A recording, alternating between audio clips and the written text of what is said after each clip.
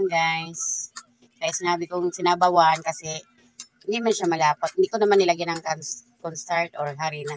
Gisado yan, gisado. Ang tawag pala daw nito, gisado. Ayan, gisadong pansit guys. May sabaw. Okay siya guys. Lagyan natin ng mainit tubig guys. Hugasan natin ng mainit tubig. Ay, mainit. Balikan natin ng tubig, mainit tubig ang pansit. Hugasan natin ng mainit tubig 2 beses guys. Ganito pag fresh Mickey. Ganitong pansit. Kayo ba naghuhugas ba kayo mainit tubig pag ganitong pansit? Binabanlihan ko talaga ganitong pansit. Tapos hugasan mo rin siya ng tubig para hindi siya malata. Yan. Hugasan natin ng tubig guys. Para matanggal yan.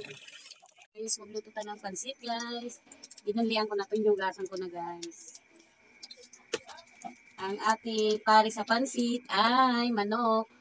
Halagang 55, pichay 10, carrots 5, basta 105 lang ito lahat guys. Budget lang to guys. Mag-isa ng bawang. Kung may kamatis, lagyan nyo. At hindi ako nabili. 10 piso isa, maliit pa. Mahal daw ang kamatis. Yan. Kung ano lang lamas, mayroon. Yan na lang halo natin guys. Lamas, sibuyas, nauna na yung bawang. Makaluto na tayo ng ulam, halagang 100 o 105. 105 to guys. Lapit na sa ano ha, kawali. Yan, malapit na yan. Para makita ang ating niluto. Yan yung manok. Hindi lang yan. Kasabaw lang, hindi lang.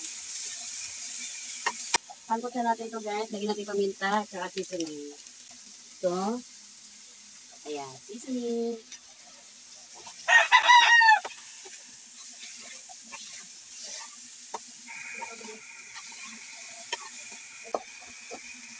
Lagyan natin ng mainit tubig guys. Pag namamadali, mainit tubig ilagay nyo.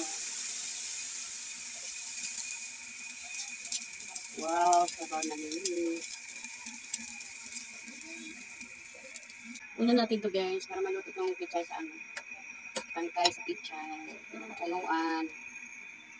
Mamaya yung dahon.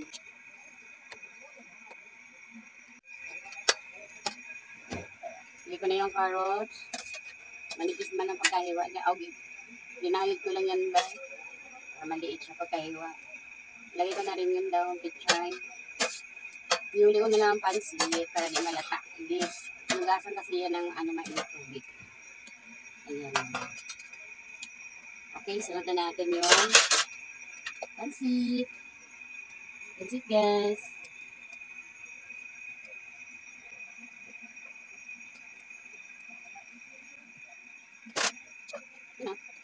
Yeah. Ayan guys.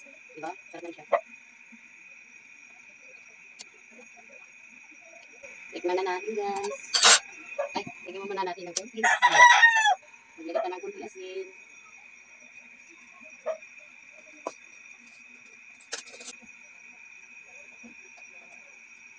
Ayos na ang ating ulam. Halagang 105. Wow! Ayan na guys ang ating ulam. Ayan. Ayan. Sabaw na yan. Ayan. Oh, diba? Ulam na. Diskarte lang yan lang.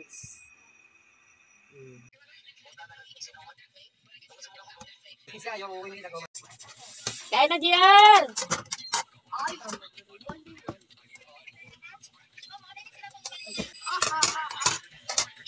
Guys, pansit ang ulam. Ayan na guys. Ayan. Kain na. Ayan.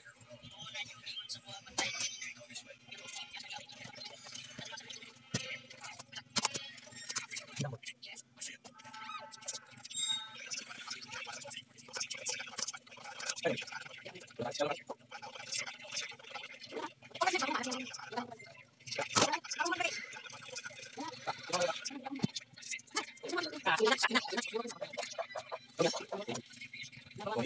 you. Dagdagan daw niya ng konting asin kay kulang daw sa alat. Okay lang yung kulang sa alat kaysa sobrang alat na, di ba?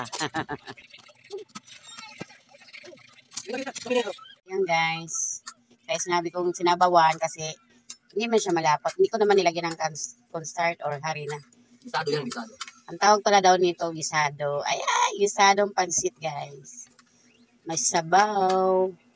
Okay siya guys.